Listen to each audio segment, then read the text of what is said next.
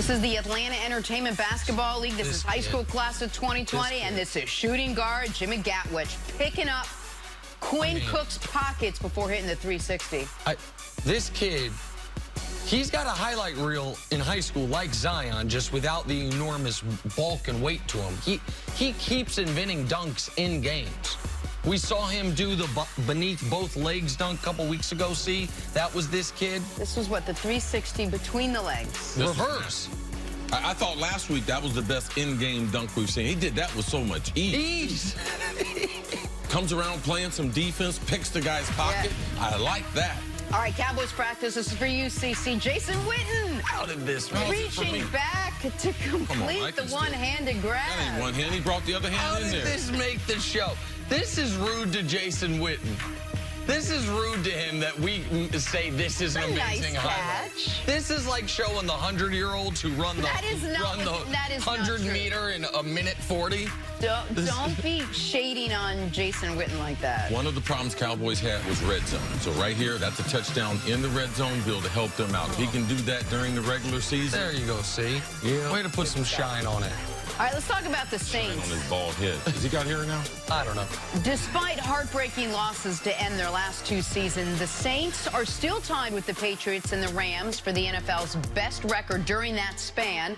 This year, a resilient Drew Brees will be playing his 19th season and said, quote, "I think I have the ability to be as good as I have ever been."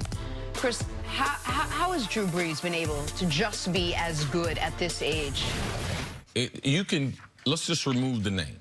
Okay. Why is Tom Brady so effective this late in his career? Why is Ben Roethlisberger so effective late in his career, over 5,000 yards? Phillip Rivers. Number one, the game's easier. The game's easier to play. You can't put the physical pounding on the quarterback that you used to be able to, so they've protected the quarterback more. The rules, as far as pass interference, illegal contact, all those things, they lead to the quarterback. The no huddle, having the mic in your helmet, that gives the quarterback a huge amount of information pre-snap. So right now, everything is led to the quarterback being very, very successful. When you can't hit them, they know you can't hit them. You can't hit them high. The quarterbacks can sit in the pocket, become more comfortable. I would say at this point, 2019, more quarterbacks are trying to play longer, and you understand the game. The game starts to slow down. It's as if you have the answers to the test. Tom Brady said that a couple of years ago in an interview. Drew Brees said that in an interview recently, so you know. Ben Roethlisberger, he continues to play at a high level. The game's a lot easier. The requirements in the offseason are not as strenuous. There's less time on the field. But for the quarterbacks, this NFL game is the friendliest that it's ever been. So Drew Brees takes care of his body. He loves playing the game. He's been in the same system for a long time there with Sean Payton. So you can see he feels like this will be his best season, the way last season was, which he played, especially for the first 12 weeks, at an incredible high level. And so that's in kind of the general reason that a lot of quarterbacks are playing so much longer than we'd expected, at a higher level than we would have expected. For Drew Brees specifically, I thought an article we were talking about this morning by Albert Breer in the MMQB was really insightful about famed quarterback coach, or is it even mechanics coach? I don't know what his title is, Tom House. Let's just say throwing coach, because he works with baseball pitchers. Okay, throwing coach, that he will talk with Drew Brees regularly, and if he misses a pass, he will quiz Drew about what did you do wrong there.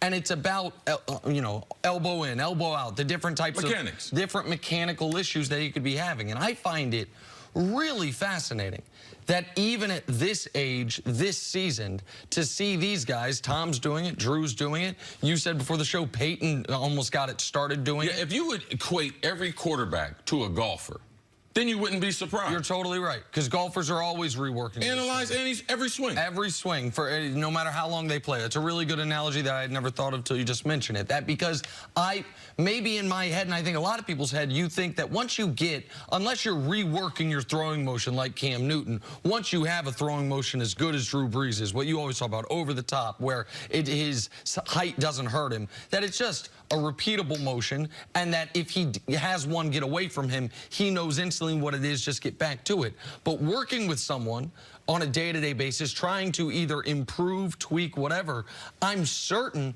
that has contributed. It's almost a different version of sports science to his success, because he's not the athlete he once was. Not that he was ever a superstar athlete. I'm sure he doesn't have quite the arm strength he once did. Not that he ever had the strongest arm in the league. I would be careful. You disagree with that? Working with Coach House and a number of other guys. Tom Brady, we saw this summer. Yep. He measured his ball velocity. It was faster than when he came in. So, yes, these guys, Drew Brees, his arm is as strong or stronger than it was at Purdue. And we're starting to see minor gains, but doing it for a long period of time. So even if it's a minor gain, but I've been doing it for 15 years, it adds a lot to a quarterback. And then when you add the mechanics to his accuracy, to his ability to see the field, to his decision making, a lot of that comes, like you said, with being in the league a long time, with knowing what defenses are going to give you.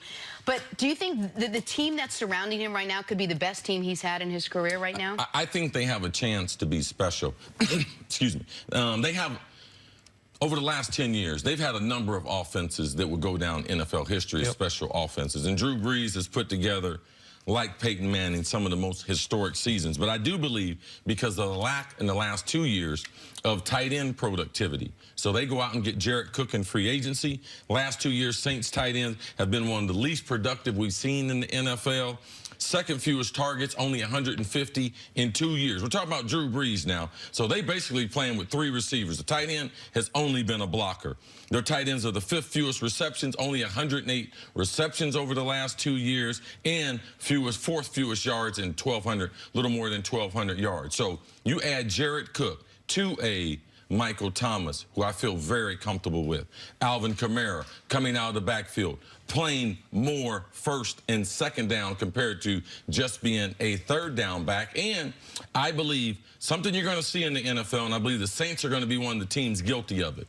Around the NFL, teams are not trying to play the fullback more. We saw New England get back to a fullback-centric offense. We're going to see not the fullback, but you're going to see more 2 tight ends in this NFL season. The Saints and Sean Payton, you can see them with Jared Cook and a number of other tight ends they have on the roster. So for me, that would be a vast improvement. Help them to be more physical at the point of attack and get those get those tight ends out in routes. You asked if this could be the best team he's been on. Look, the best team he's ever been on is the one that won the Super Bowl. I'm not saying that just because they won the Super Bowl. That was the #1 offense, and this is really surprising for the Saints, a #4 defense. Yep. They had extraordinary players on both sides of the ball. Remember, a young Malcolm Jenkins, who's now with Philadelphia, was one of the safeties on that team. They had really good talent on both sides. When they missed the playoffs 4 out of 5 years, going 7-9 every single year, each of those 4 years, the 7 and 9 years from 2012 2016, they had either the worst or second worst ranked defense in football. The last couple years, when they have had tied for the second most wins or tied for the most wins in the NFL, they've had a league average defense to go along with, as Chris said, always a great offense with Drew Brees, even though the offense changed a bit with Ingram and Kamara being a more run-centric offense.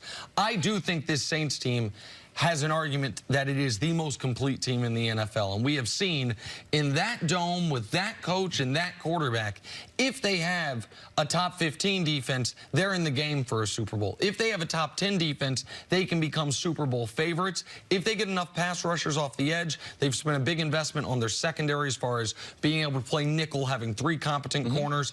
Pass rushers plus that corner play, if they can force some turnovers and play well in a very tough division, I trust the offense as much as any offense in the NFC. All right, you mentioned the defense, you mentioned the tight ends. No one's worried about Ingram not being there? Does that not, is no one factoring that in? I think that's the reason why, from a formation standpoint, Kamara carried the ball a lot more touches, 74 more touches in year #2. That progression, he's always been a specialty back. He's a little undersized, slightly built. I don't want to see him carry the ball 300 times. So I believe also Latavius Murray comes over as a free agent, a big back from Minnesota, should be able to assume some of that pounding. So watch how many times he touches the ball. Can he be as efficient as an undersized running back when you bump up those touches? But I believe from a scheme standpoint, they're going to try to duplicate what they did the first 11 weeks of the season. Drew Brees, first 11 weeks, best QBR in the NFL, struggled from week 12 through the playoffs, he was around middle of the pack, I think around 12th ranked quarterback. So trying to continue what they got off to a blazing start last season. All right, let's take a break. Coming up, talk some Cowboys. How will Zeke's holdout impact Dak Prescott on the field? That's next on First Things First.